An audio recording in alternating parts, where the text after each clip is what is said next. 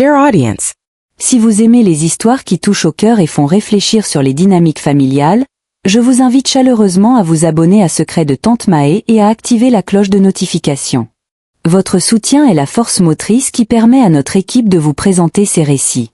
Nous mettons tout notre cœur et notre dévouement dans la création de chaque vidéo. Merci infiniment pour votre fidélité et votre bienveillance. Folded hands. Maman, à partir de demain, voici tes nouvelles responsabilités dans cette maison. Les mots de Ranata résonnaient dans ma tête. Je lisais la feuille qu'elle venait de me tendre. Ce n'était pas une suggestion.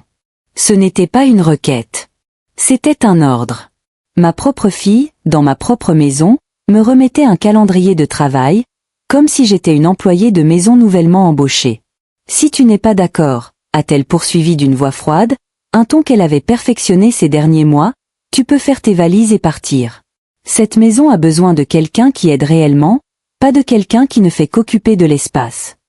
Mes mains tremblaient en lisant la liste. 6 heures, se lever et préparer les petits déjeuners. 7 heures, habiller les enfants et les emmener à l'école. 8 heures, ménage général de la maison. 9 heures, laver et étendre le linge. 10 heures, préparer le déjeuner. La liste continuait, heure par heure, jusqu'à 23 heures, heure à laquelle, selon ce document, je devrais repasser les vêtements pour le lendemain. Et bien sûr, a ajouté Gustavo, du canapé, sans même lever les yeux de son téléphone, tout cela inclut de payer les dépenses de la maison. C'est à cela que sert ta pension. Non. Je me tenais là, au milieu de mon propre salon. Le même salon où j'avais accueilli Ranata à sa naissance, il y a 34 ans. Où j'avais célébré ses anniversaires. Où je l'avais réconfortée lorsqu'elle pleurait ses premières peines de cœur. Maintenant, cette même enfant me regardait avec une froideur qui me glaçait jusqu'à l'os. Tu n'as pas beaucoup de temps pour décider, maman, a-t-elle dit en se peignant les ongles d'un rose vif. Gustavo a déjà parlé à un avocat. Comme nous vivons ici depuis plus de 2 ans et que nous entretenons la maison, nous avons des droits. Alors, tu peux être notre employé et rester, ou tu peux partir et nous resterons quand même. La menace était claire. Dans ma propre maison, avec l'acte de propriété à mon nom, ma fille me faisait du chantage. Soit je devenais sa servante personnelle, payant toutes les dépenses et travaillant sans relâche, soit j'étais mise à la porte pour qu'il puisse tout prendre. Réfléchis bien, a continué Ranata, soufflant sur ses ongles fraîchement peints. À ton âge, où vas-tu trouver un autre endroit pour vivre avec une pension de $600? Au moins ici, tu as un toit et de la nourriture. Et tu peux voir tes petits-enfants tous les jours. À moins, bien sûr, que tu ne préfères vivre seul dans une petite chambre misérable. Gustavo Alay se echa per un rire cruel. D'ailleurs, chérie, soyons réalistes. Que vas-tu faire d'autre de ta vie? Au moins, de cette façon, tu te sentiras utile. C'est mieux que de regarder la télévision toute la journée comme le font les vieilles dames de ton âge. Mes petits-enfants étaient par terre, jouant avec leurs tablettes, complètement indifférents à la conversation qui brisait mon monde. Ethan, 8 ans, a levé les yeux vers moi un instant et a demandé « Mamie, tu vas faire des goûters? J'ai faim. » C'était la plus cruelle des normalités. Pour eux, j'étais déjà la gouvernante, la personne qui répare les choses, nettoie, cuisine, sert. Pas la grand-mère qui les aimait. Pas la femme qui avait travaillé 40 ans pour acheter cette maison. J'étais juste la servante gratuite toujours disponible. Ecoute, maman. Ranata s'est levée et s'est dirigée vers moi. Elle a posé une main condescendante sur mon épaule. Ce n'est pas que nous ne t'aimons pas. Nous t'aimons beaucoup. C'est pourquoi nous te donnons l'opportunité de rester.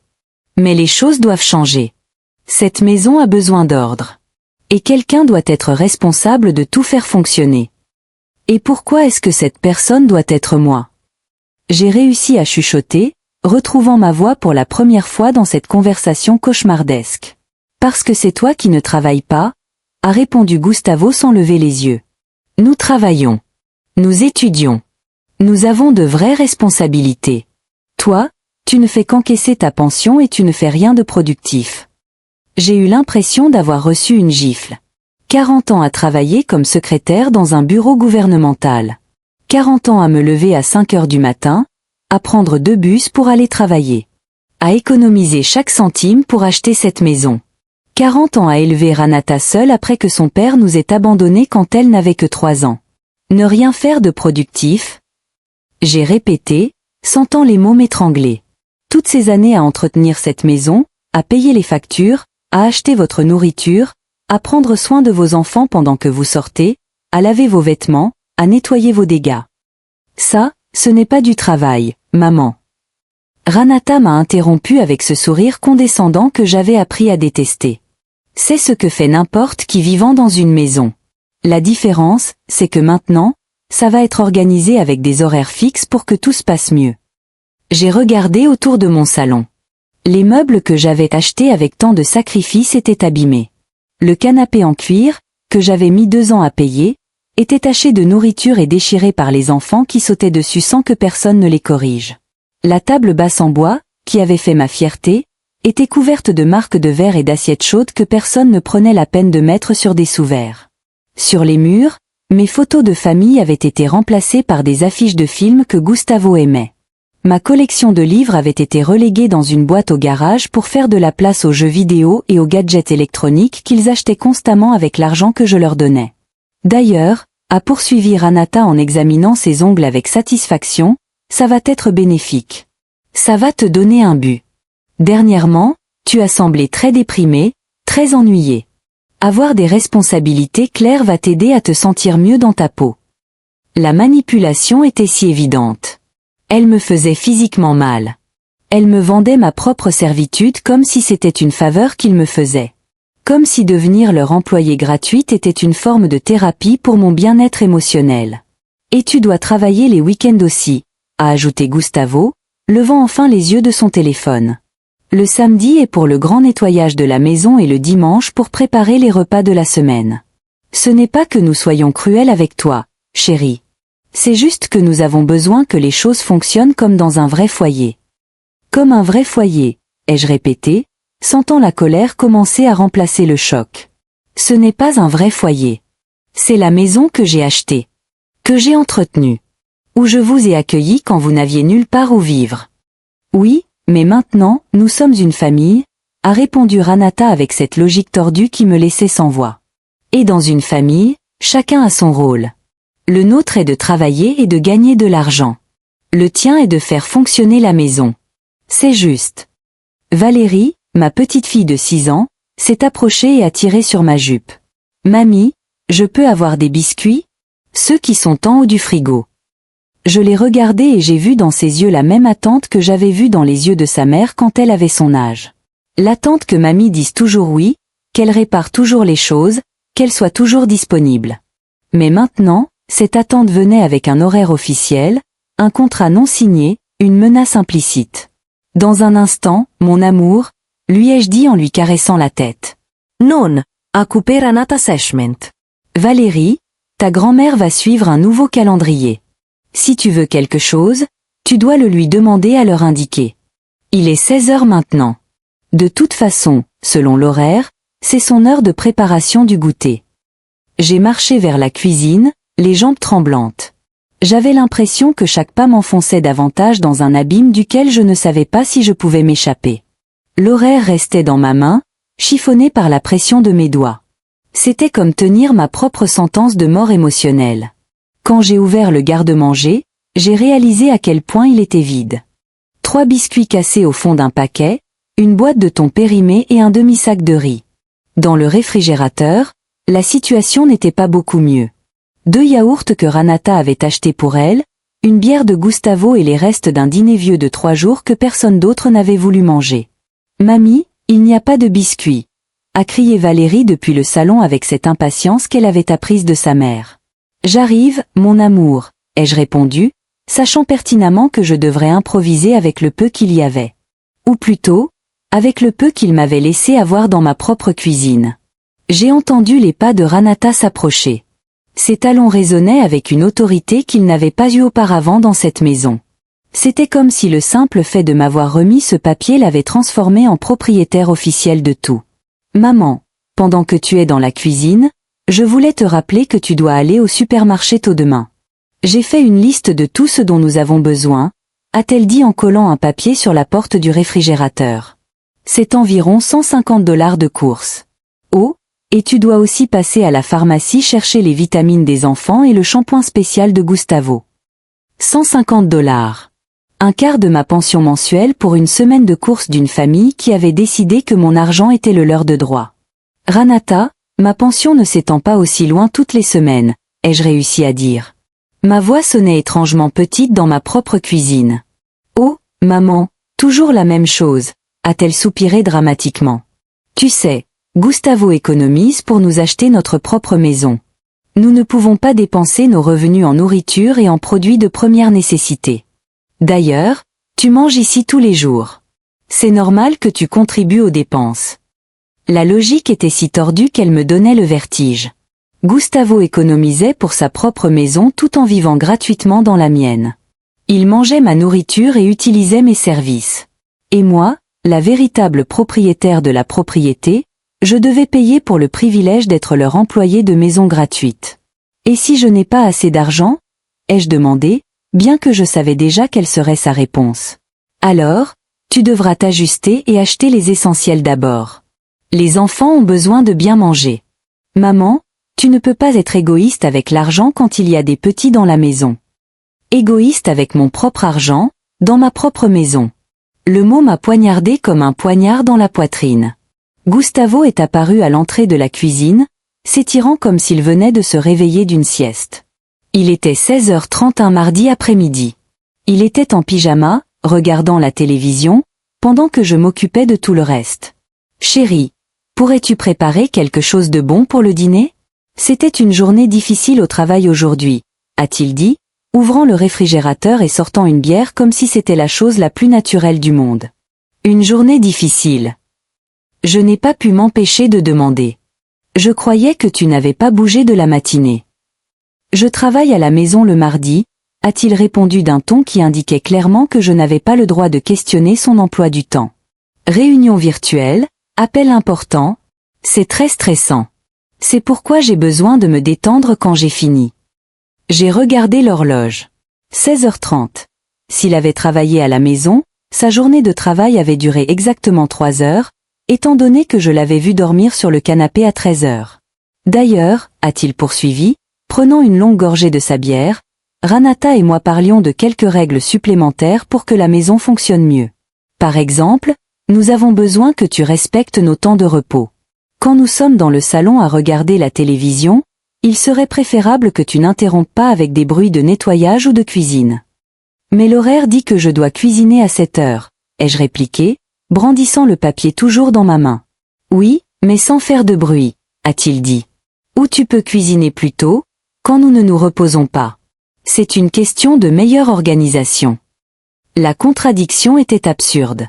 Je devais cuisiner à des heures fixes, mais sans déranger leur temps de repos, qui couvrait apparemment la majeure partie de la journée. Je devais suivre des règles strictes qui changeaient à leur convenance. Ranata est revenue dans la cuisine avec un sourire qui n'atteignait pas ses yeux. C'était ce sourire qu'elle avait perfectionné depuis l'adolescence. Celui qu'elle utilisait quand elle voulait quelque chose ou quand elle était sur le point de dire quelque chose de particulièrement blessant, déguisé en préoccupation. « Maman, je voulais aussi te parler de ta chambre », a-t-elle dit, s'appuyant sur le comptoir comme si elle était propriétaire des lieux. « Gustavo et moi pensons qu'il serait préférable que tu déménages dans la petite pièce du fond. Nous avons besoin de la chambre principale parce qu'elle est plus grande et que nous avons plus de choses. » La chambre principale. Ma chambre principale. La pièce où j'avais dormi pendant 30 ans. Où j'avais pleuré après le décès de mon mari. Où j'avais rêvé de voir grandir mes petits-enfants dans un environnement aimant. Maintenant, il voulait me reléguer à la minuscule chambre de service, littéralement. Cette pièce est très petite, Ranata, ai-je dit, sentant ma voix se briser. Il y a à peine de la place pour un lit simple. Elle est parfaite pour toi, maman. Tu n'as pas besoin de beaucoup d'espace, de toute façon. Et comme ça, nous pouvons avoir un plus grand placard pour nos vêtements et les affaires des enfants. C'est plus pratique pour tout le monde. Plus pratique pour tout le monde. C'était le mantra qui justifiait chaque humiliation, chaque perte de dignité, chaque pas vers ma conversion en ombre dans ma propre vie. D'ailleurs, a ajouté Gustavo, la petite pièce est plus proche de la cuisine. Ce sera plus facile pour toi de te lever tôt pour préparer le petit déjeuner sans déranger personne. Bien sûr. Ma nouvelle localisation dans la maison avait été calculée pour maximiser mon utilité en tant qu'employé de maison. Proche de la cuisine pour mieux servir, loin des principaux espaces de vie pour ne pas déranger les vrais habitants de la maison. Et quand dois-je déménager ? Ai-je demandé, bien que je savais déjà que je n'avais pas vraiment le choix. Ce week-end serait parfait, a répondu Ranata joyeusement, comme si nous planifions des vacances. Gustavo peut t'aider à déplacer les choses lourdes. Enfin, les quelques affaires que tu as besoin d'emporter. La plupart des meubles de la chambre principale, nous allons les utiliser nous-mêmes. Les meubles que j'avais achetés. La commode en bois massif, qui avait été mon premier achat lorsque j'ai eu mon premier emploi. La coiffeuse avec miroir où je m'étais préparée pour mon mariage. Le lit conjugal où j'avais conçu Ranata. Tout cela serait désormais le leur, parce que c'était plus pratique.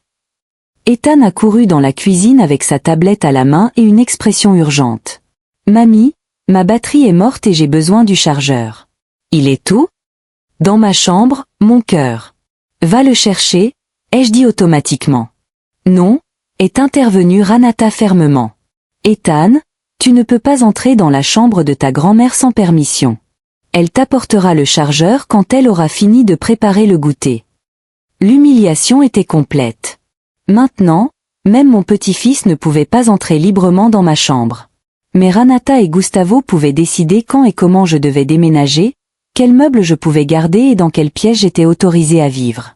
Et une chose de plus, maman, a continué Ranata, comme si c'était une liste interminable de nouvelles restrictions. Les dimanches sont notre journée en famille. Gustavo et moi voulons passer du temps de qualité avec les enfants. Il serait donc préférable que tu prévoies de sortir ces jours-là. Tu peux aller au parc, rendre visite à une amie, tout ce que tu veux. Nous avons juste besoin d'espace pour être une famille. Les dimanches. Ma journée en famille aussi. Le jour que j'avais réservé pendant des années pour faire des activités spéciales avec mes petits-enfants. Cuisiner ensemble, regarder des films, blottis sur le canapé. Maintenant, c'était le jour où je devenais une intruse dans ma propre maison.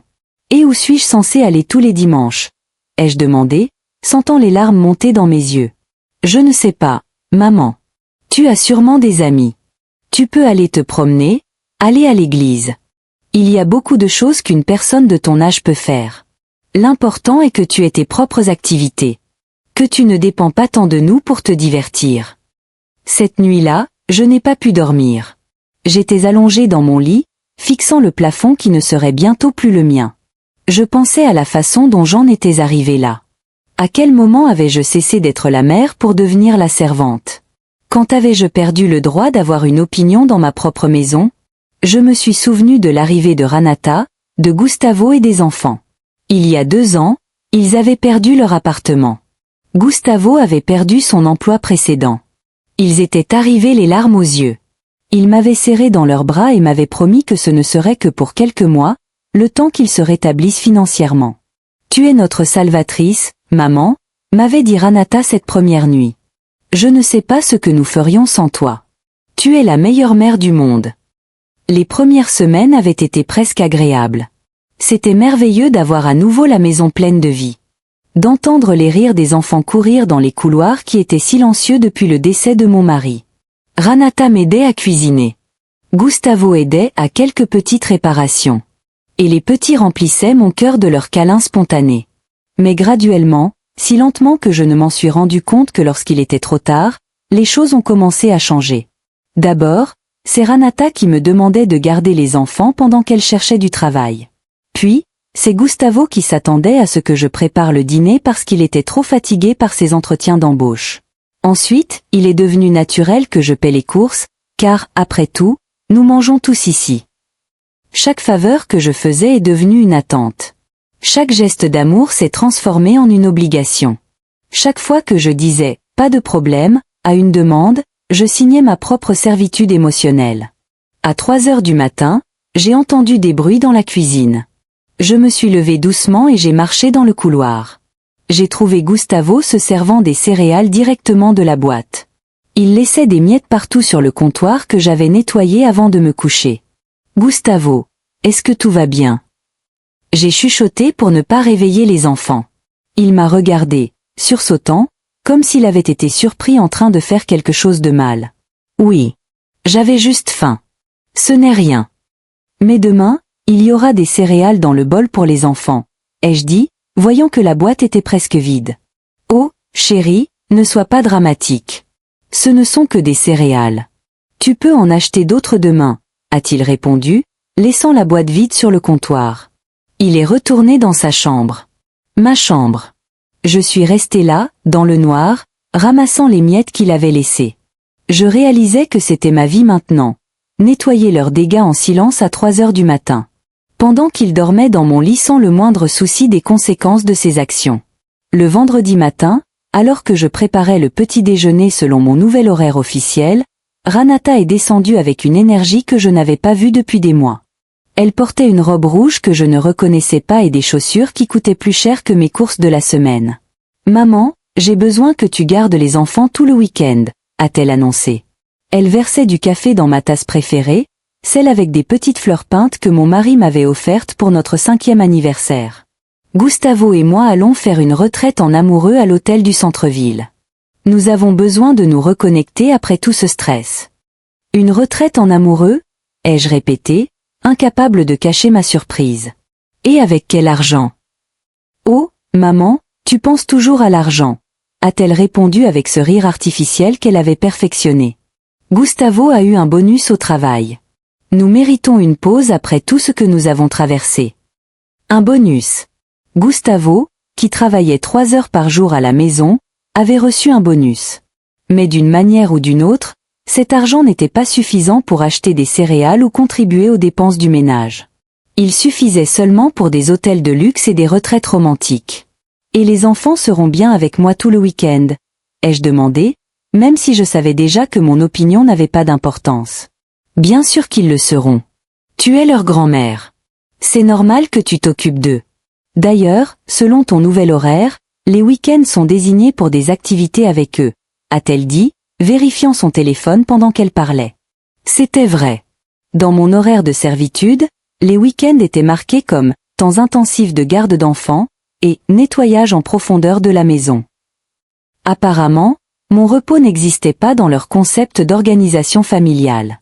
Ranata, nous devons parler, ai-je dit, sentant quelque chose se briser en moi. Ça ne peut pas continuer comme ça. Elle a levé les yeux de son téléphone avec une expression de surprise sincère. Comme si elle ne pouvait pas comprendre pourquoi je protestais contre mon sort manifestement raisonnable. Parler de quoi, maman? De ton attitude négative ces derniers temps? Parce que oui, j'ai remarqué que tu es très grincheuse. Peut-être devrais-tu consulter un médecin à ton âge. C'est normal d'avoir des changements hormonaux qui affectent l'humeur. Des changements hormonaux. Mon indignation face à l'abus était un problème médical que je devais résoudre. Ma résistance à l'humiliation était un symptôme de mon âge avancé qui nécessitait un traitement professionnel. Je ne suis pas malade, Ranata. Je suis fatiguée d'être traitée comme une employée dans ma propre maison, ai-je dit, me surprenant par ma propre clarté. Employée, a-t-elle répété, adoptant une expression offensée qui aurait mérité un Oscar. Maman, comment peux-tu dire ça? Tu es de la famille. Ce qui se passe, c'est que dans une famille, chaque personne a des responsabilités.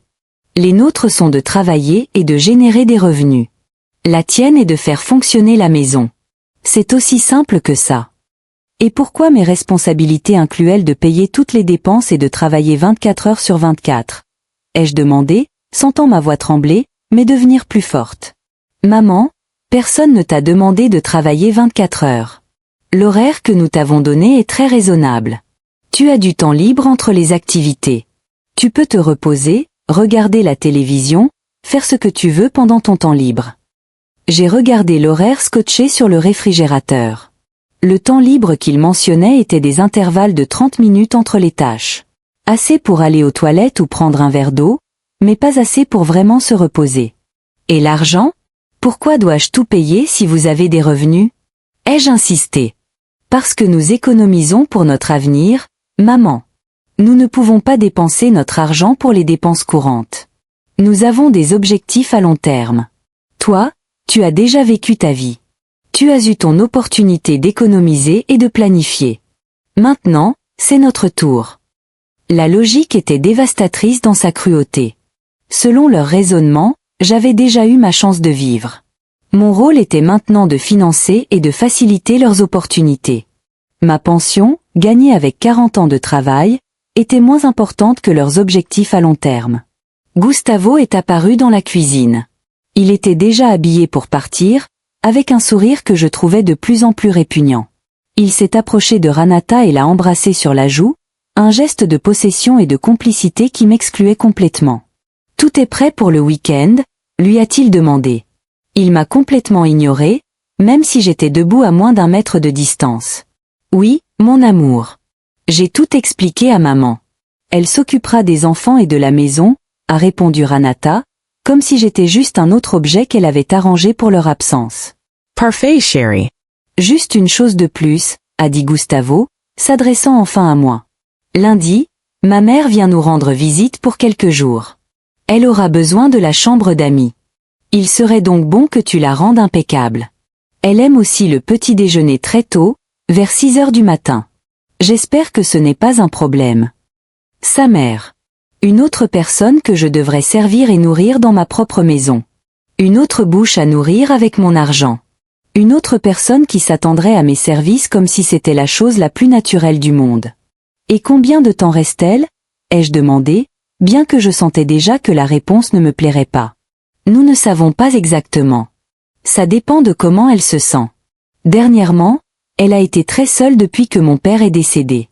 Nous pensions donc qu'être en famille lui ferait du bien, a-t-il répondu. Comme si ma maison était un hôtel gratuit pour les gens ayant besoin de compagnie. Gustavo, ta mère et moi ne nous entendons pas très bien, ai-je dit, me souvenant des quelques fois où je l'avais rencontrée et de son attitude méprisante envers moi. Oh, chérie, ce sont des problèmes passés. Tu dois apprendre à pardonner et à oublier. De plus, c'est une dame âgée. Elle a besoin de soins et d'attention. Je suis sûre que lorsque tu la connaîtras mieux, vous vous entendrez très bien. Des soins et de l'attention que, bien sûr, je fournirai sans rémunération ni reconnaissance. Pendant que Renata et Gustavo profiteraient de leur retraite romantique. Je serais en train de servir le petit déjeuner à 6 heures du matin à une femme qui me considérait comme inférieure. Et maman, a ajouté Renata, mettant les boucles d'oreilles qui complétaient sa tenue. Quand ta belle-mère arrivera, il serait bon que tu lui donnes la chambre principale. Nous pouvons dormir dans la chambre des enfants pendant quelques jours. Elle a besoin d'être confortable. La chambre principale, qu'ils m'avaient déjà prise, maintenant ils allaient la donner à la mère de Gustavo.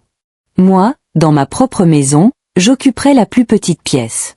Pendant qu'une complète étrangère dormirait dans mon lit, utiliserait mes meubles et s'attendrait à mes services.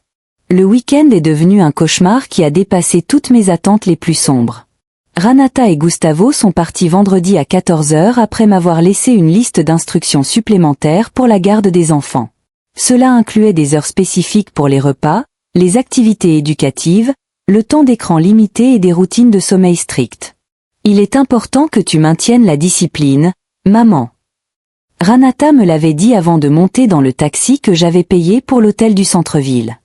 Les enfants ont besoin de structure. Si tu les gâtes ce week-end, il leur sera très difficile de nous respecter à nouveau ensuite. Ethan et Valérie me regardaient avec attente. Ils attendaient que je remplisse le rôle d'animatrice, cuisinière, enseignante et baby-sitter tout à la fois. Ce n'était pas leur faute, bien sûr. C'étaient des enfants s'adaptant à un système où grand-mère était la personne qui résolvait tout. Pendant que leurs parents jouissaient de liberté que j'avais oublié exister. Le samedi matin, alors que je préparais des crêpes pour le petit déjeuner selon les instructions nutritionnelles spécifiques que Renata avait laissées, Ethan a renversé du jus d'orange sur le tapis du salon. C'était un accident normal. Le genre de choses qui arrivent quand il y a des enfants à la maison. Mais quand j'ai commencé à nettoyer, j'ai réalisé qu'il n'y avait pas assez de produits de nettoyage. Maman dit que quand quelque chose est taché, il faut le nettoyer immédiatement, ou ça se gâte pour toujours, m'a informé Valérie avec le sérieux d'une superviseure professionnelle. Elle avait raison. Renata avait été très spécifique sur le fait de garder la maison impeccable pendant leur absence. Alors, à 9 heures du matin ce samedi, je me suis retrouvée à marcher jusqu'au supermarché avec les 2 enfants. J'ai dépensé $30 de ma pension en produits de nettoyage pour un désastre qui aurait pu être résolu avec de l'eau et du savon. Au supermarché, Ethan a demandé les céréales spéciales que son père mangeait. Celles qui coûtaient 8 $ la boîte. Valérie voulait les biscuits biologiques que sa mère lui achetait. Ceux dans le paquet à 10 $. J'ai regardé les prix et j'ai fait des calculs mentaux désespérés. Je savais que chaque dollar que je dépensais était un dollar de moins pour mes propres besoins. « Pourquoi tu prends tant de temps à te décider, mamie ?» me demanda Ethan, impatient, tandis que je comparais les prix de la lessive. « Je regarde juste lequel est le meilleur, mon amour, mentis-je. » Je ne voulais pas expliquer à un enfant de 8 ans que sa grand-mère devait choisir entre lui acheter de la nourriture ou ses propres médicaments. Quand nous sommes rentrés à la maison, il y avait un message de Ranada sur mon téléphone. « Maman, j'espère que tu as acheté des légumes frais pour la semaine. Quand nous rentrerons dimanche, il faut que la maison soit parfaite et la cuisine bien remplie. Nous ne voulons pas arriver dans une maison vide après notre voyage relaxant. » Des légumes frais ? Encore 50 $ que je n'avais pas budgété. 2 heures de marche de plus avec les enfants parce que l'argent du taxi devrait servir à la nourriture. Encore un après-midi de mon week-end dédié à servir les besoins de gens qui profitaient d'un hôtel de luxe avec l'argent qu'ils avaient économisé grâce à mes services gratuits. Le dimanche après-midi, alors que je nettoyais la maison de fond en comble pour l'arrivée triomphale de Ranata et Gustavo, j'ai reçu un appel qui allait tout changer. C'était Lucie, ma voisine depuis 15 ans. Elle était la seule personne à connaître vraiment ma situation, même si je n'en avais jamais parlé ouvertement. « Chérie, ça va ? Tu m'as semblé très bizarre ces derniers temps, » dit-elle avec cette voix chaleureuse qui me rappelait ce que c'était d'avoir une conversation sans minuteur ni liste de choses à faire. « Oui, ça va, » mentis-je machinalement, tout en pliant les vêtements de Gustavo que j'avais lavés et repassés pendant le week-end. « Non, ça ne va pas. Je te vois partir très tôt chaque matin comme si tu courais quelque part. Et je te vois rentrer avec des sacs de supermarché presque tous les jours. Que se passe-t-il chez toi ? » insista-t-elle avec cette douce persistance qui caractérise les vrais amis. Pendant un instant, j'ai été tentée de raccrocher.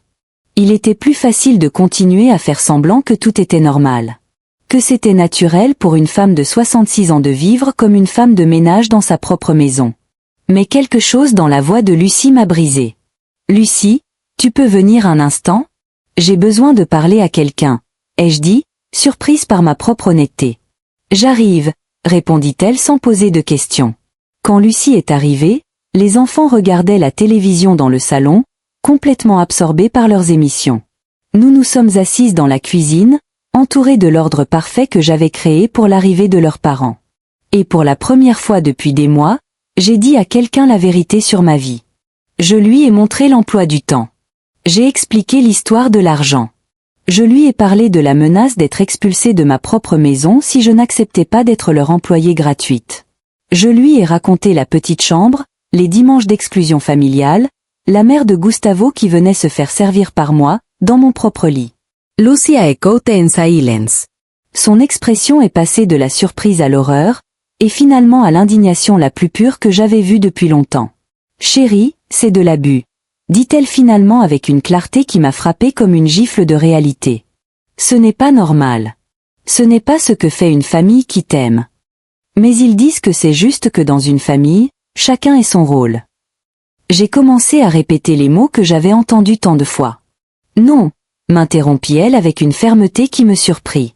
Dans une famille fonctionnelle, les rôles sont discutés et mutuellement acceptés. Personne n'impose d'emploi du temps de travail non rémunéré à qui que ce soit. Personne ne menace d'expulser qui que ce soit de sa propre maison. Ce n'est pas de l'amour, chérie. C'est de l'exploitation. Le mot resta suspendu dans l'air entre nous, exploitation. Ce n'était pas un dysfonctionnement familial. Ce n'était pas un malentendu générationnel. Ce n'était pas mon incapacité à m'adapter au temps moderne. C'était de l'exploitation pure et simple. Mais que puis-je faire ? demandai-je, sentant les larmes enfin trouver leur chemin après des mois de retenue. Ils ont raison sur une chose. À mon âge, avec ma petite pension, où est-ce que j'irai ? Qui voudra de moi ? Chérie, regarde-moi, dit Lucie, prenant mes mains dans les siennes. Tu as 66 ans, pas 96. Tu es propriétaire de ta maison, tu as une pension stable, et pour autant que je sache, toutes tes facultés mentales sont parfaitement claires.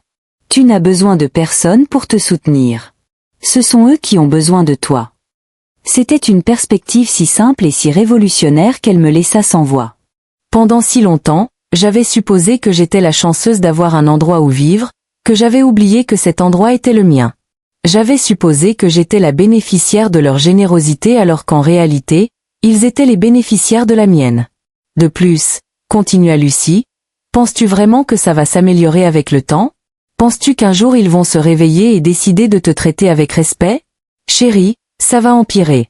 Chaque limite que tu leur permets de franchir deviendra la nouvelle norme minimale pour la façon dont ils te traitent. Elle avait raison. L'emploi du temps n'était pas apparu du jour au lendemain. C'était le résultat de 2 ans d'érosion graduelle de ma dignité, de petites concessions devenues des attentes, de faveurs transformées en obligations. Que ferais-tu à ma place? Lui demandai-je, bien que je savais déjà que la vraie question était si j'aurais le courage de faire ce que je savais être juste. Je les mettrai à la porte de ma maison demain, répondit-elle sans hésiter. Et si tu n'as pas encore le courage de faire ça, commence au moins à poser des limites. Fais-toi payer pour tes services. Exige du respect dans ta propre maison. Rappelle-leur qui est vraiment le propriétaire de tout ça. Nous avons entendu le bruit d'une voiture qui arrivait. Ranada et Gustavo étaient de retour de leur retraite romantique, bronzés et détendus. Ils étaient prêts à reprendre la routine où j'étais leur employé personnel et ils étaient mes patrons bienveillants.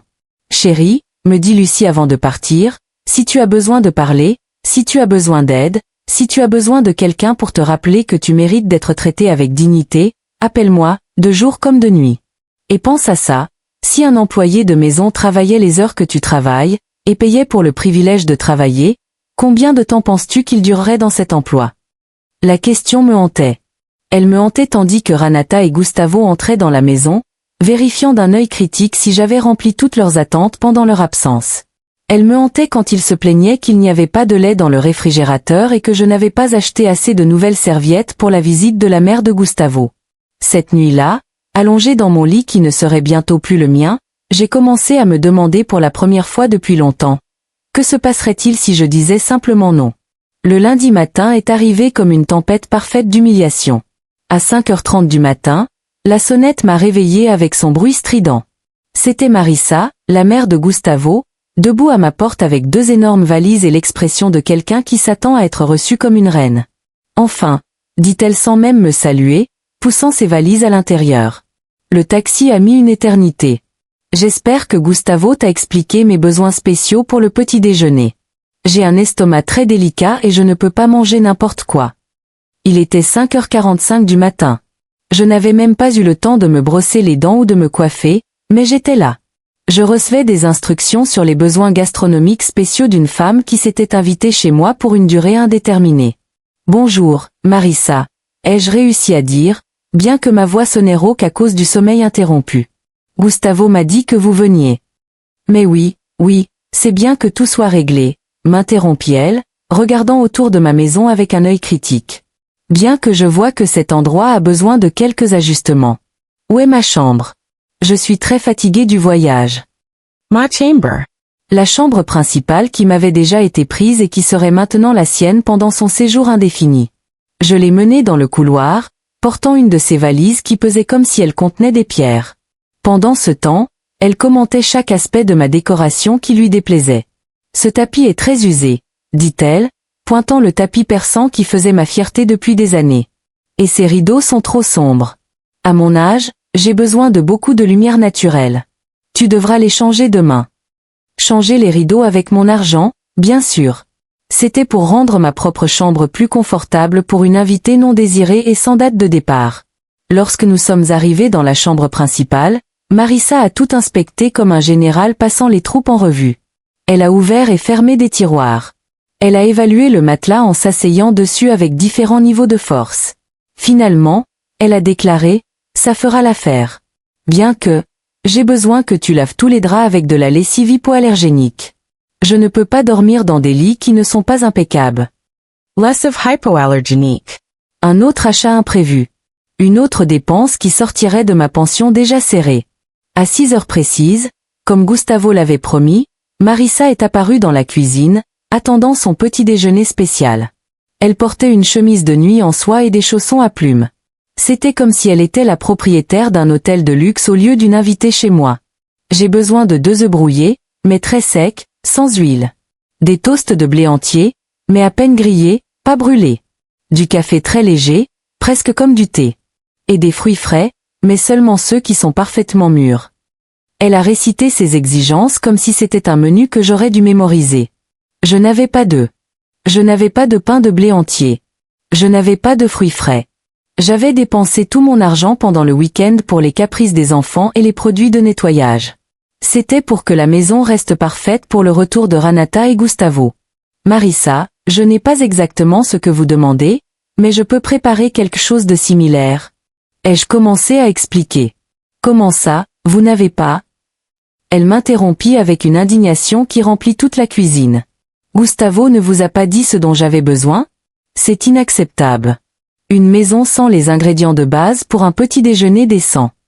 À ce moment-là, Gustavo est apparu dans la cuisine. Il était déjà habillé pour le travail, avec cette expression contrariée qu'il affichait quand quelque chose interférait avec sa routine parfaitement organisée. Qu'est-ce qui se passe ici?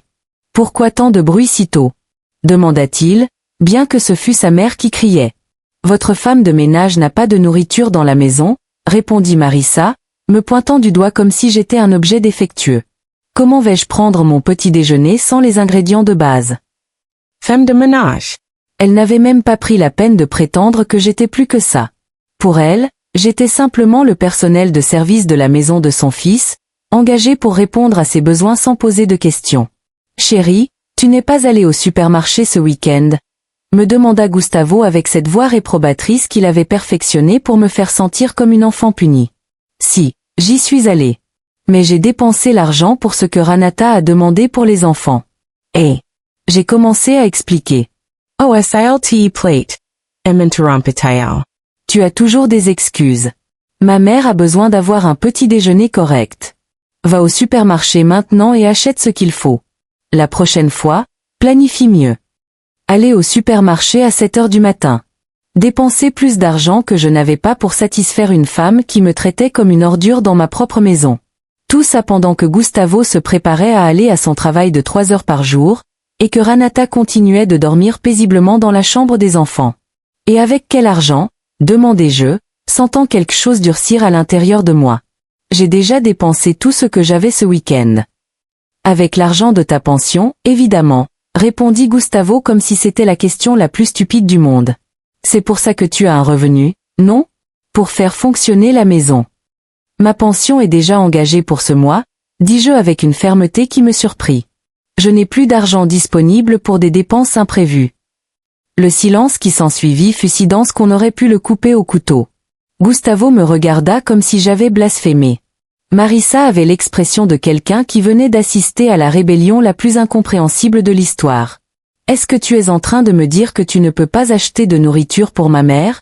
Demanda Gustavo, haussant la voix avec une indignation qui aurait été comique si elle n'avait pas été si cruelle. Je te dis que je n'ai pas d'argent disponible en ce moment, répétai-je, en gardant ma voix aussi calme que possible. C'est incroyable, s'exclama Marissa, s'adressant à son fils comme si je n'étais pas présente. C'est le genre de service que reçoit la famille dans cette maison. Une employée qui refuse de faire les courses de base. Chérie, ça ne peut pas continuer, dit Gustavo. Il adopta un ton qu'il aurait utilisé pour réprimander un employé problématique. Si tu ne peux pas remplir les responsabilités de base pour l'entretien de cette maison, alors peut-être que nous devons reconsidérer les arrangements de vie. Il y avait la menace, voilée mais claire, encore une fois. Respectes-tu nos exigences, ou quittes-tu ta propre maison? Sers-tu notre famille sans limite, ou perds-tu le droit de vivre à l'endroit que tu as toi-même acheté et payé? À ce moment-là, Renata est apparue dans la cuisine. Elle était encore en pyjama, mais complètement réveillée grâce au bruit de la dispute.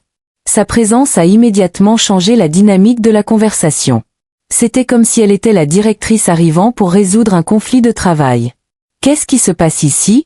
demanda-t-elle, bien qu'il était évident qu'elle avait écouté depuis le couloir. « Ta mère refuse d'aller au supermarché pour acheter le petit déjeuner de ma mère », lui expliqua Gustavo, comme s'il était un enfant rapportant la mauvaise conduite d'un autre enfant. « Maman », dit Renata avec cette voix de déception qu'elle avait perfectionnée depuis l'adolescence. « Est-ce vrai que tu ne veux pas acheter de nourriture pour grand-mère Marissa ?» La manipulation était parfaite. Ils avaient transformé ma résistance à dépenser de l'argent que je n'avais pas en un refus cruel de nourrir une vieille dame dans le besoin. Ils avaient fait de ma tentative de poser des limites financières de base un acte d'égoïsme inexcusable. Ce n'est pas que je ne veux pas, expliquai-je, me sentant obligé de me défendre contre des accusations que je n'aurais pas dû avoir à réfuter. C'est que j'ai déjà dépensé tout mon argent pour ce mois, et je n'ai plus de budget pour des achats supplémentaires. Oh, maman, toujours à exagérer pour l'argent, soupira Ranata de manière dramatique. Combien peut coûter un petit déjeuner? $10–15? Ne me dis pas que tu n'as pas $1 pour nourrir ta famille. $15 qui deviendraient 30 demain, 45 après-demain. Un drain constant sur ma pension pour le confort d'une femme qui me méprisait ouvertement. De plus, ajouta Gustavo, ma mère ne sera pas là pour toujours. C'est juste temporaire, le temps qu'elle s'habitue à être seule. Tu ne peux pas faire ce petit sacrifice pour la famille? Temporaire. Le même mot qu'ils avaient utilisé quand ils étaient arrivés 2 ans plus tôt pour un séjour de quelques mois. La même promesse vide qu'ils avaient utilisée pour justifier chaque nouvelle invasion de mon espace, chaque nouvelle exigence sur mon temps, chaque nouveau trou dans mon budget. Et combien de temps Marissa va-t-elle rester? Demandai-je, bien que je savais déjà que je n'aimerais pas la réponse. On ne sait pas exactement, répondit vaguement Gustavo. Ça dépend de comment elle se sent, si elle trouve des activités qui lui plaisent dans le quartier, si elle s'adapte bien à la routine de la maison. La routine de la maison? Ma routine de servir, nettoyer, cuisiner et payer pour le privilège de le faire. La routine où j'étais l'employé de maison gratuite pour une famille qui avait décidé que ma maison était la leur de droit. À ce moment-là, alors que j'étais dans ma propre cuisine, réprimandé pour ne pas vouloir dépenser ma pension pour les caprices d'une femme qui me traitait comme une ordure, quelque chose s'est définitivement brisé à l'intérieur de moi. Ce ne fut pas un moment dramatique d'illumination. C'était plutôt comme quand un barrage cède. D'abord une petite fissure, puis un flux constant, et enfin une avalanche de clarté imparable. D'accord, dis-je avec un calme qui me surprit moi-même. Je vais aller au supermarché et acheter ce dont Marissa a besoin pour son petit déjeuner. Tout le monde sembla se détendre immédiatement. C'était comme si ma reddition avait rétabli l'ordre naturel de l'univers, où j'obéissais sans questionner. Mais il y avait quelque chose de différent dans ma voix. Quelque chose qu'aucun d'eux ne détecta parce qu'ils étaient trop habitués à assumer ma soumission. Parfait, maman, dit Ranata avec ce sourire condescendant qu'elle réservait pour quand je revenais à la raison. Je savais que tu comprendrais finalement à quel point il est important de faire sentir grand-mère Marissa la bienvenue. Je me suis vite habillée et je suis partie pour le supermarché. Mais cette fois, je n'allais pas directement à la section alimentaire. Cette fois, je suis allée d'abord à la pharmacie du centre commercial. Je savais qu'il y avait un guichet automatique là. Je n'y suis pas allée pour retirer de l'argent pour le petit déjeuner de Marissa, mais pour quelque chose de complètement différent. J'ai retiré $200 de mon compte d'épargne. C'était de l'argent que j'avais mis de côté pour les urgences. Mais j'ai réalisé que c'était la plus grande urgence de toutes, l'urgence de récupérer ma dignité avant qu'il ne soit trop tard. Avec l'argent dans mon portefeuille, j'ai marché jusqu'au bureau d'un avocat que j'avais vu dans le journal local. Il était tôt, à peine 8h30 du matin, mais la réceptionniste m'informa que l'avocat David Miller traitait les consultations d'urgence à partir de 9h. C'est une urgence? Me demanda la réceptionniste, une jeune femme avec un sourire aimable. Oui, répondis-je sans hésiter. Je crois que oui. David Miller s'avéra être un homme d'une 50aine d'années, avec une barbe bien taillée et des yeux qui transmettaient le genre d'expérience qui vient d'avoir vu toutes sortes de situations familiales compliquées. Dites-moi ce qui se passe, Madame Everett, commença-t-il, consultant la fiche où j'avais écrit mon nom. Madame Everett, dis-je, et pour la première fois depuis longtemps, je prononçai mon nom avec quelque chose qui ressemblait à de la fierté. Maître, j'ai besoin de savoir quels sont mes droits dans ma propre maison. J'ai expliqué toute la situation. L'emploi du temps. Les menaces de m'expulser de ma propriété. L'exploitation financière. L'arrivée de Marissa sans mon consentement. J'ai parlé pendant 20 minutes sans m'arrêter, comme si j'étais un barrage qui avait finalement cédé. David écouta sans interrompre, prenant des notes occasionnelles et hochant la tête avec des expressions allant de la surprise à l'indignation. Quand j'ai terminé, il s'est penché en arrière sur sa chaise et m'a regardé avec un mélange de compassion et de détermination professionnelle. Madame Everett, ce que vous décrivez constitue un abus économique et émotionnel, dit-il avec une clarté qui me frappa comme la foudre. Votre fille et votre gendre commettent ce qu'on appelle légalement l'exploitation des personnes âgées. Mais ont-ils des droits pour avoir vécu dans la maison pendant 2 ans? Demandai-je, me souvenant des menaces de Gustavo de consulter un avocat. Dans certains cas, après une certaine période, les occupants peuvent revendiquer des droits de location, expliqua-t-il. Mais ces droits n'incluent jamais celui d'exploiter la propriétaire ou de lui imposer des conditions de travail non rémunérées. Et il n'inclut absolument pas le droit d'amener des invités supplémentaires sans le consentement de la propriétaire. J'ai senti un poids énorme se soulever de mes épaules. Pour la première fois depuis des mois, quelqu'un confirmait que ma perception de la réalité était correcte. Que je n'étais pas dramatique ou ingrate. Que puis-je faire? Demandai-je. Mais pour la première fois depuis longtemps, la question venait avec de l'espoir au lieu du désespoir. Plusieurs choses, répondit-il, consultant ses notes. Premièrement, vous pouvez leur notifier par écrit que vous mettez fin à tout accord de logement informel que vous aviez. Deuxièmement, vous pouvez établir des limites claires sur l'utilisation de votre propriété et de vos ressources financières. Troisièmement, vous pouvez exiger que les invités non autorisés quittent la propriété immédiatement. Et s'ils refusent? Demandai-je, pensant aux réactions de ma famille en recevant ces notifications. Alors, nous avons plusieurs options légales, y compris les ordonnances d'expulsion et les rapports d'abus envers les personnes âgées.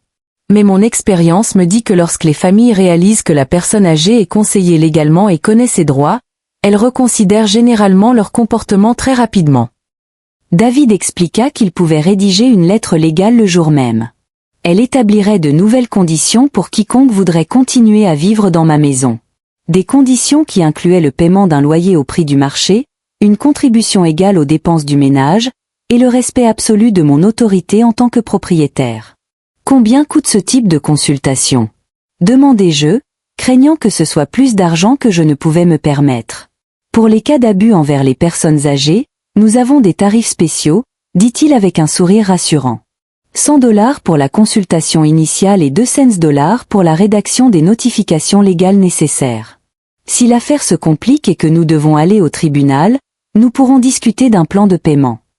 $3. C'était ce que je dépensais en 2 semaines pour maintenir ma famille. C'était ce que Renata et Gustavo avaient dépensé en une seule nuit de leur retraite romantique. Pour la première fois depuis longtemps, cela me semblait être de l'argent très bien dépensé. Maître Miller, je veux que vous rédigiez ces lettres aujourd'hui, dis-je, sortant l'argent de mon portefeuille avec des mains qui ne tremblaient plus. Excellente décision, Madame Everett. Ces lettres seront prêtes cet après-midi. Voulez-vous que je les livre personnellement à votre famille, ou préférez-vous le faire vous-même? Moi-même, répondis-je sans hésiter. Je pense qu'il est temps que j'aie une conversation honnête avec ma famille. Quand j'ai quitté le bureau de l'avocat, je me sentais comme une personne complètement différente. Ce n'était pas que j'avais soudainement retrouvé toute ma confiance, mais pour la première fois depuis des mois, j'avais un plan. J'avais un soutien professionnel. J'avais des droits légaux que personne ne pouvait m'enlever avec des menaces ou de la manipulation émotionnelle. Mais avant de rentrer à la maison, j'avais un dernier arrêt à faire. Je suis allé à la banque. J'ai parlé avec la directrice pour changer les codes d'accès à mes comptes et établir des limites strictes sur qui pouvait effectuer des transactions en mon nom. Avez-vous eu des problèmes d'accès non autorisés à vos comptes? Me demanda la directrice, une femme efficace qui semblait immédiatement comprendre la situation. Disons simplement que je veux m'assurer que seul moi puisse gérer mon argent à partir de maintenant, répondis-je. Très sensé, me dit-elle tout en traitant les changements. Voulez-vous également revoir qui a l'autorisation d'utiliser vos cartes de crédit? Excellent question. Renata utilisait ma carte de crédit depuis des mois pour des « urgences » qui n'étaient jamais remboursées. Il était temps que ces urgences deviennent la responsabilité d'autres personnes. Je veux annuler toutes les autorisations supplémentaires, dis-je fermement. Seul moi aurai accès à mes comptes et à mes cartes. Quand je suis finalement rentré à la maison, il était presque 11 heures du matin. 4 heures s'étaient écoulées depuis que j'étais supposé être parti acheter le petit déjeuner de Marissa. Je revenais les mains vides, mais avec quelque chose de beaucoup plus précieux. Un plan d'action et le soutien légal nécessaire pour l'exécuter. Gustavo était déjà parti au travail, mais Renata et Marissa étaient dans le salon, clairement agacés par mon retard. Les enfants étaient à l'école, ce qui signifiait que nous aurions de l'intimité pour la conversation que j'étais sur le point d'avoir. Enfin, s'exclama Marissa en me voyant entrer. Où étiez-vous? Il est presque 11 heures et je n'ai rien mangé. Et où est la nourriture? Demanda Ranata, remarquant que je ne portais pas de sac d'épicerie. Nous devons parler, dis-je, gardant ma voix calme mais ferme. Nous trois, tout de suite. Quelque chose dans mon ton a dû les alerter. Toutes deux se turent, me regardant avec un mélange de surprise et de prudence qu'elles n'avaient pas montré depuis longtemps. Asseyez-vous, dis-je, pointant le canapé. Cette conversation va changer beaucoup de choses dans cette maison. J'ai été au bureau d'un avocat, commençai-je, regardant leurs expressions passer de l'irritation à l'alarme en quelques secondes. Et j'ai appris des choses très intéressantes sur mes droits en tant que propriétaire de cette maison. Le silence qui s'ensuivit fut assourdissant. Ranata me regarda avec cette expression qu'elle avait quand elle était enfant et qu'elle était surprise à faire quelque chose qu'elle savait être mal. Marissa, quant à elle, semblait vraiment confuse. C'était comme si elle ne pouvait pas comprendre pourquoi une femme de ménage consulterait des avocats. « Maman, qu'est-ce que tu fais ?» demanda Ranata avec une voix qui essayait de paraître inquiète mais ne pouvait cacher la panique. « Pourquoi es-tu allé voir un avocat sans nous dire quoi que ce soit ? » Parce que je voulais comprendre exactement quelle est ma situation légale dans ma propre maison, répondis-je, gardant ma voix sereine. Et il s'avère qu'elle est très différente de ce que vous m'avez fait croire. Je sortis les documents que David avait préparés en un temps record. Il y avait 3 lettres avec un en-tête officiel, adressées respectivement à Ranada, Gustavo et Marissa. Le poids du papier dans mes mains se sentait comme le poids de ma propre dignité en train d'être restaurée. Ce sont des notifications légales, continuai-je, plaçant les documents sur la table basse.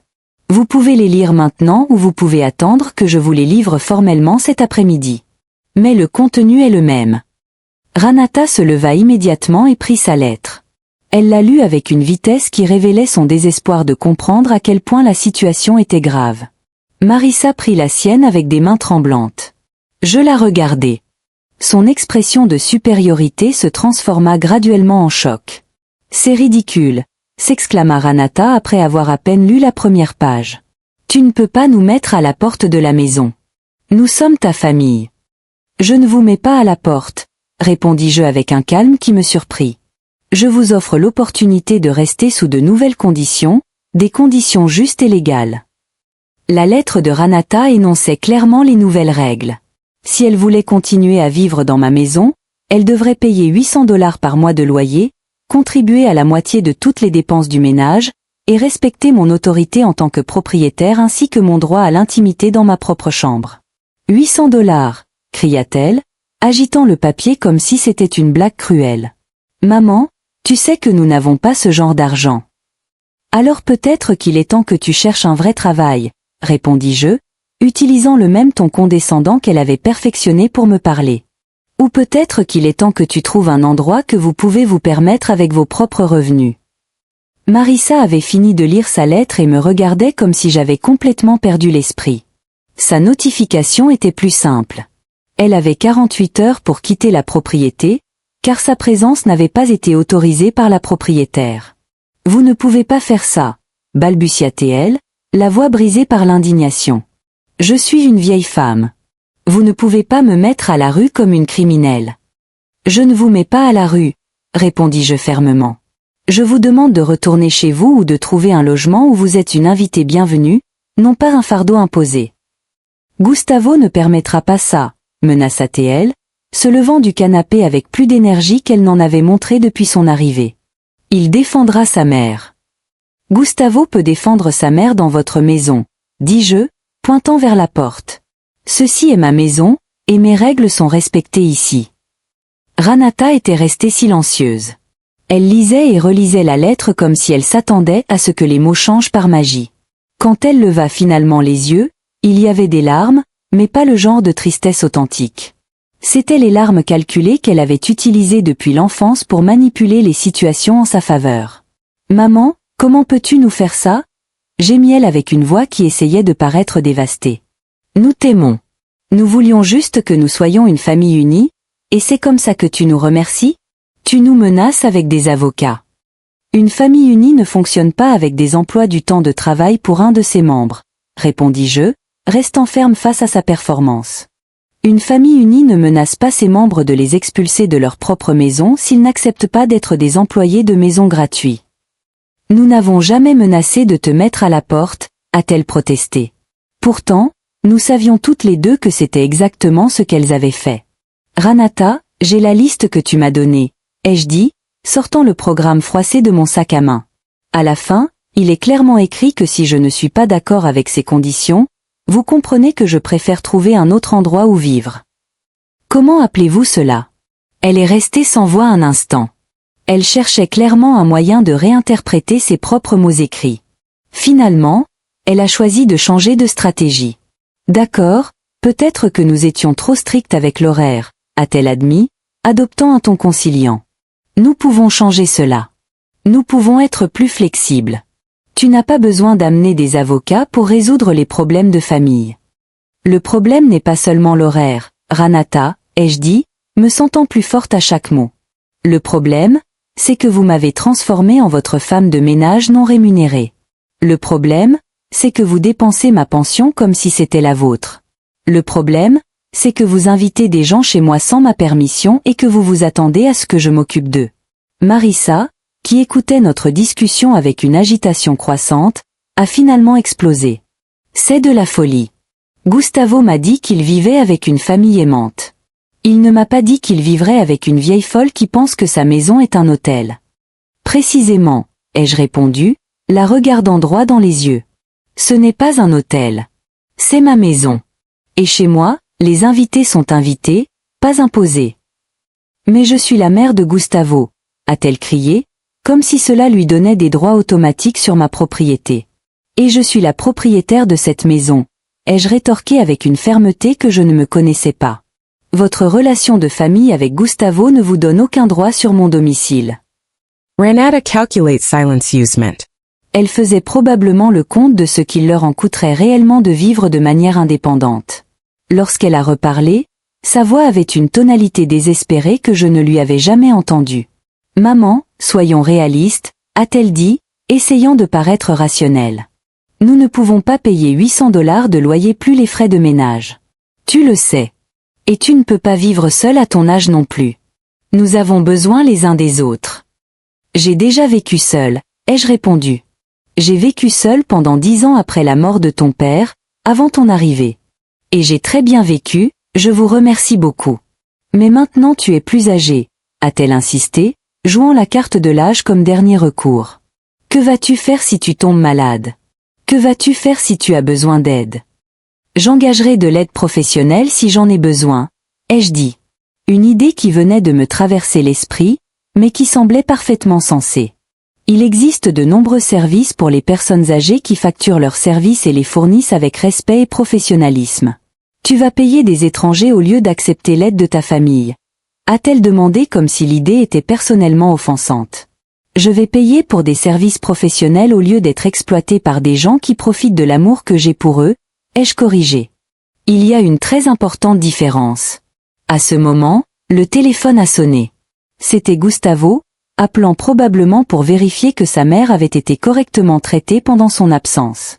Ranata s'est précipitée pour répondre, parlant à voix basse et urgente qui communiquait clairement qu'une crise familiale était en train de se dérouler.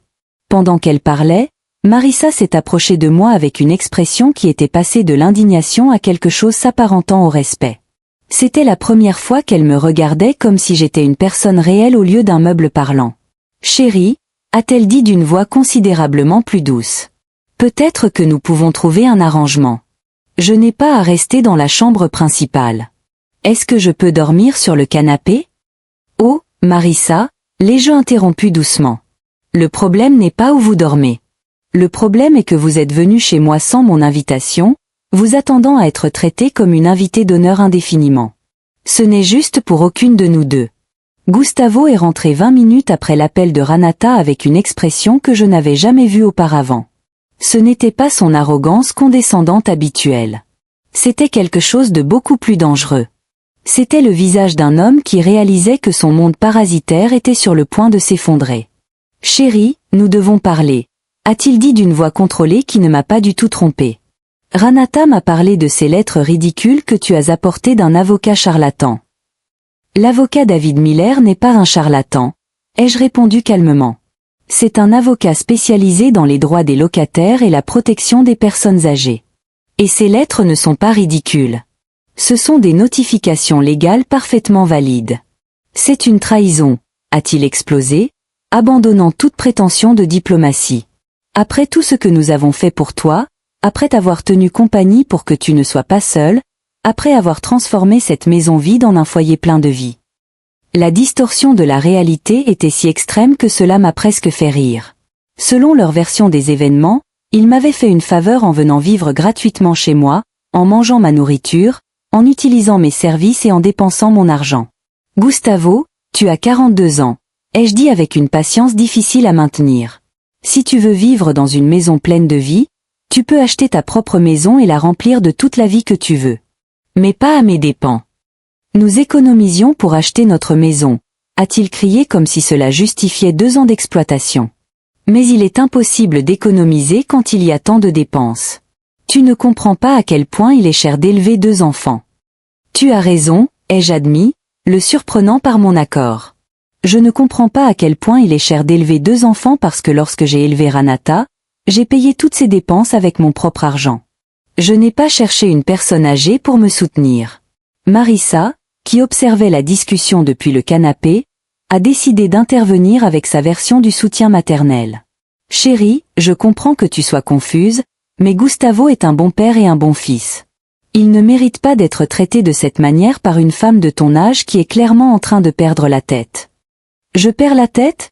Ai-je répété, sentant la fureur s'enflammer dans ma poitrine.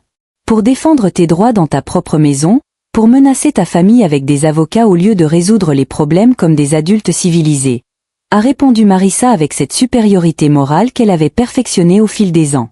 Les adultes civilisés n'imposent pas d'horaire de travail aux membres de leur famille. Ai-je rétorqué. Les adultes civilisés ne menacent pas d'expulser le propriétaire de sa propre maison. Gustavo faisait les 100 pas dans le salon, calculant clairement ses options. Lorsqu'il s'est arrêté, il avait cette expression qu'il portait lorsqu'il était sur le point de jouer sa carte la plus forte. « D'accord, chérie », a-t-il dit avec un sourire qui n'atteignait pas ses yeux. « Si tu veux jouer avec des avocats, nous pouvons jouer avec des avocats car il s'avère que nous avons aussi consulté sur nos droits. » « Quels droits ?» ai-je demandé, bien que je me doutais déjà de la direction qu'il prenait. « Les droits des locataires qui ont vécu sur une propriété pendant plus de 2 ans, a-t-il répondu triomphalement. Les droits des parents qui ont élevé leurs enfants dans un foyer stable. Les droits d'une famille qui a entretenu une propriété qui se détériorait par manque de soins. C'était exactement la menace que David m'avait averti qu'ils essaieraient d'utiliser.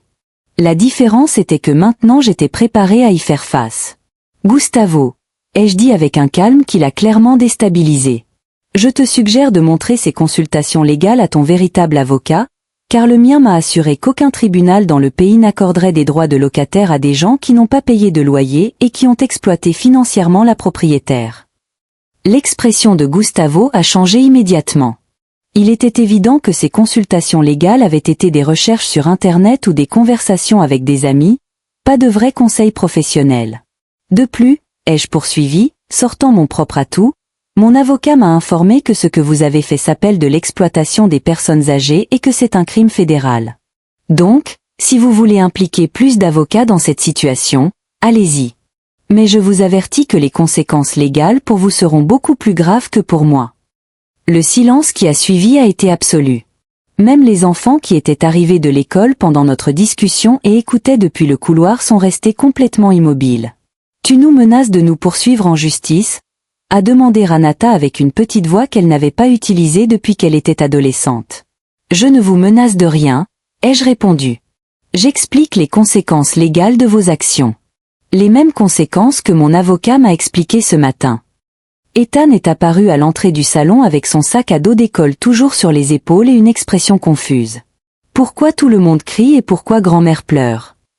En effet, Marissa avait commencé à pleurer. Mais ce n'étaient pas des larmes de tristesse. C'étaient des larmes de rage et d'humiliation de quelqu'un qui réalisait qu'elle avait complètement perdu le contrôle d'une situation qu'elle pensait maîtriser.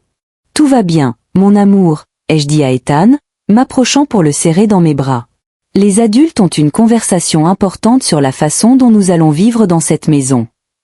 Est-ce que nous quittons la maison? A demandé Valérie, qui était apparue derrière son frère avec de grands yeux.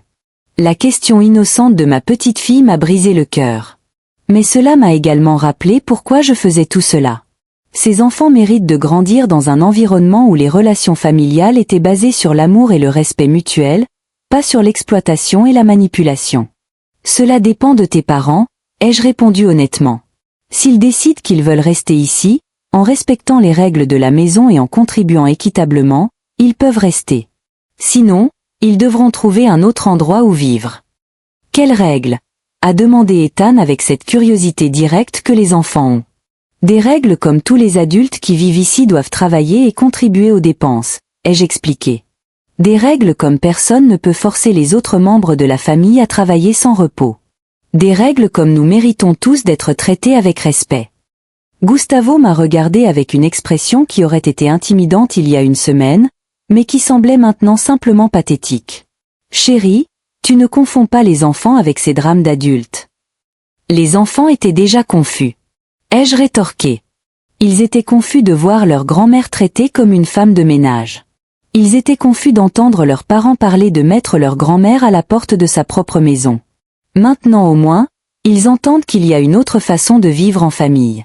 Ranata s'est approchée de ses enfants et les a serrés dans ses bras dans un geste qui aurait été tendre s'il n'avait pas été clairement calculé pour générer de la pitié. Les enfants, allez dans votre chambre et faites vos devoirs. Les adultes ont besoin de finir de parler. Lorsque les enfants sont partis, l'atmosphère dans le salon est devenue encore plus tendue. C'était comme si nous attendions tous que quelqu'un fasse le prochain mouvement dans une partie d'échecs dont les règles avaient complètement changé. D'accord, a finalement dit Gustavo, adoptant un ton de négociation. Disons que tu es sérieuse à propos de tout cela. Disons que tu veux vraiment que nous payions le loyer et contribuions aux dépenses. Combien de temps nous donnes-tu pour nous organiser? Les lettres spécifient 30 jours, ai-je répondu, consultant les documents.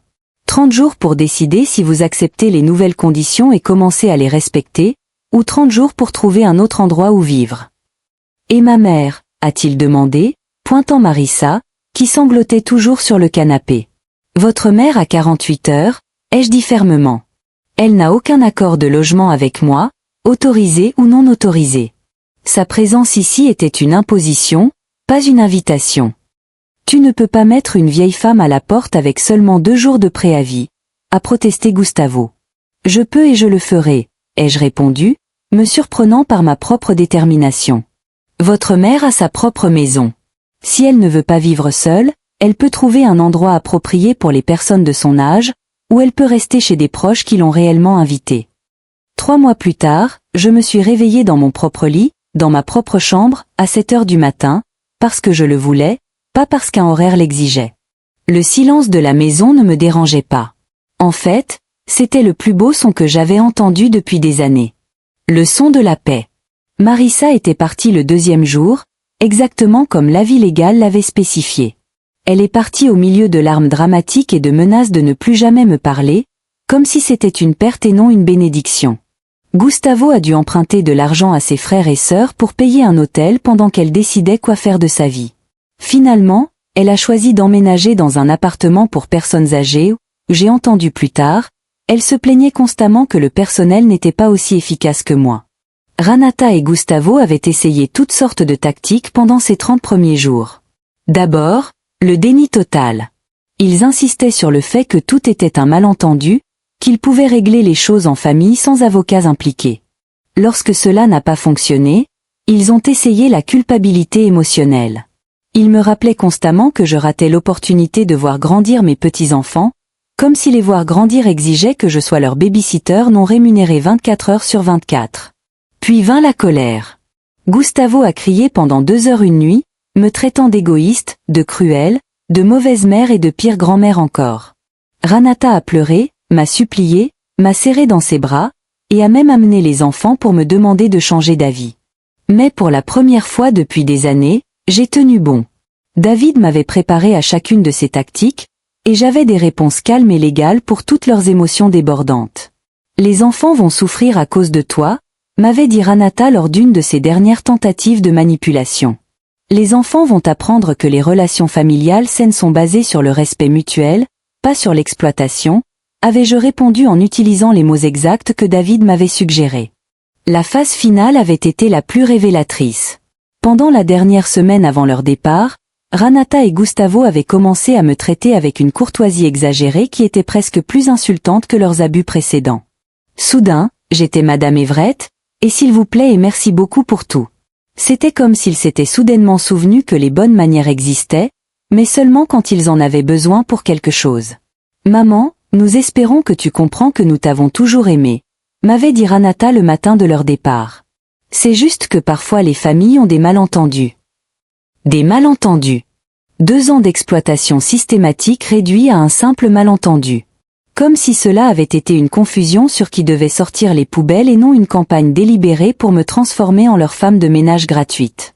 Mais ils étaient partis. Ils ont déménagé dans un appartement de 2 chambres à l'autre bout de la ville, un endroit qui coûtait exactement $800 par mois de loyer plus les dépenses. Apparemment, lorsqu'il s'agissait de payer un propriétaire inconnu, ils avaient l'argent. Ce n'est que lorsqu'il s'agissait de me payer, moi, leur famille, que leur argent n'était pas suffisant. Les premiers jours après leur départ avaient été étranges. La maison semblait énormément vide après 2 ans à être remplie de bruit constant, de demandes urgentes et du stress perpétuel de servir d'autres personnes. Mais peu à peu, ce sentiment de vide s'était transformé en quelque chose de complètement différent, la liberté. Je pouvais prendre mon petit déjeuner quand je voulais. Je pouvais regarder les émissions de télévision que j'aimais. Je pouvais décider quoi cuisiner en fonction de mes propres envies, et non des exigences nutritionnelles de 4 personnes différentes. Je pouvais dépenser ma pension pour mes propres besoins et même m'offrir de petits luxes dont j'avais oublié l'existence. La première fois que j'ai acheté des fleurs fraîches pour la table de ma salle à manger, j'ai éclaté en sanglots, là, au supermarché. C'était $15 qui auraient auparavant servi à des céréales spéciales ou à un shampoing hypoallergénique pour des invités non invités. Maintenant, c'était $15 que je pouvais dépenser pour quelque chose qui me rendait heureuse pour le simple plaisir de me rendre heureuse. Lucie avait été une bénédiction tout au long du processus. Non seulement elle m'avait aidé à maintenir ma résolution pendant les moments les plus difficiles, mais elle était devenue une véritable amie. Maintenant, nous déjeunions ensemble 2 fois par semaine, allions au marché fermier le samedi matin et avions commencé à prendre des cours de peinture au centre communautaire. Le bruit des enfants ne te manque pas ? M'avait-elle demandé un après-midi alors que nous peignions des paysages à l'aquarelle. Mes petits-enfants me manquent, avais-je répondu honnêtement. Mais ne pas être leur baby-sitter non rémunéré ne me manque pas. Il y a une très grande différence. Et c'était vrai.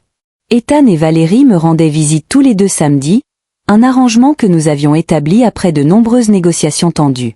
Au début, Ranata avait essayé d'utiliser les visites comme une forme de pression, suggérant que si je ne cédais pas sur un aspect de l'accord de séparation, les visites pourraient devenir plus compliquées à coordonner.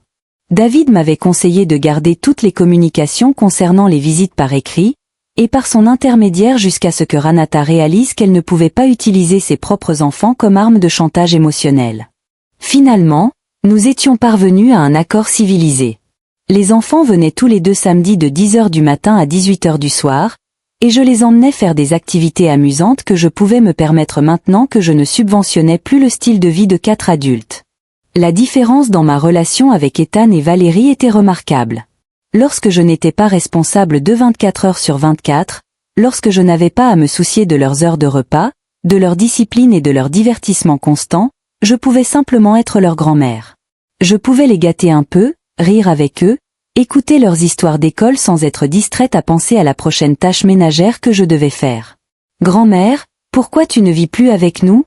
m'avait demandé Valérie lors d'une de ses premières visites. « Parce que les adultes ont besoin de leurs propres espaces pour être heureux, avais-je expliqué. Ta maman et ton papa ont besoin de leur propre maison où ils peuvent prendre leurs propres décisions, et j'ai besoin de ma propre maison où je peux prendre les miennes.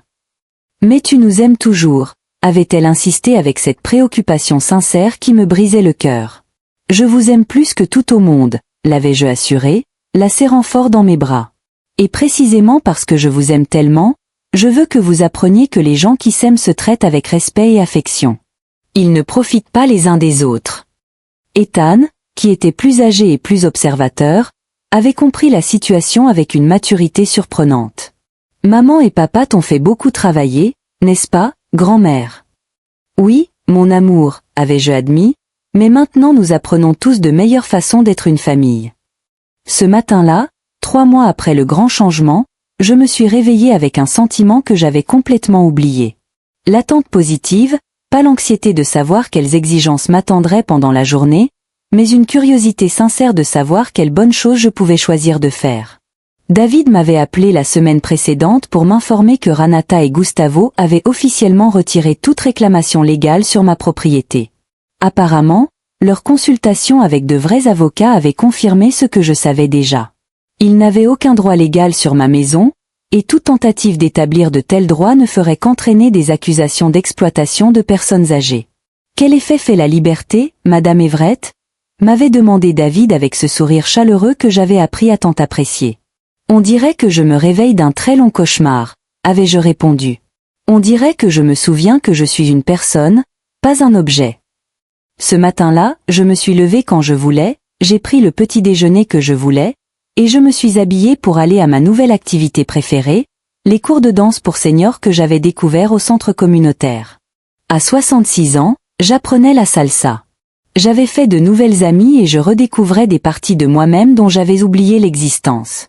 Alors que je me préparais à partir, j'ai regardé mon reflet dans le miroir de la salle de bain. La femme qui me regardait n'avait plus cette expression perpétuellement fatiguée et anxieuse qu'elle avait portée pendant les 2 dernières années. Ses yeux étaient brillants, son dos droit, et elle avait quelque chose qu'elle avait perdu sans s'en rendre compte. Elle avait de la dignité. En quittant la maison, j'ai verrouillé la porte et j'ai marché vers le bus d'un pas ferme.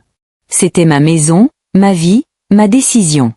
Et pour la première fois depuis très longtemps, ces mots ne m'effrayaient pas. Ils me remplissaient de fierté parce que j'avais appris la leçon la plus importante de ma vie. Il n'est jamais trop tard pour récupérer son estime de soi. Et une fois que vous la récupérez, personne ne peut plus vous l'enlever. Peu importe à quel point vous les aimez ou à quel point ils vous aiment, le véritable amour, avais-je découvert, n'exige jamais que vous sacrifiez votre dignité. Et la vraie famille ne vous demande jamais de devenir moins que ce que vous êtes pour qu'elle puisse être plus. Si mon histoire vous a plu, vous pouvez me soutenir en envoyant un super thanks, afin que je puisse écrire plus d'histoires comme celle-ci. Merci beaucoup d'avance. Et vous? Que feriez-vous à la place de cette personne? J'aimerais vraiment connaître vos réflexions, alors laissez-les dans les commentaires. Je suis toujours curieuse de savoir ce que vous en pensez. Oh, et faites-moi savoir où vous avez entendu cette histoire. Si vous voulez entendre plus d'histoires de vie comme celle-ci, aimez la vidéo et abonnez-vous à ma chaîne. Il y en a beaucoup d'autres qui vous attendent. Gros bisous et à la prochaine.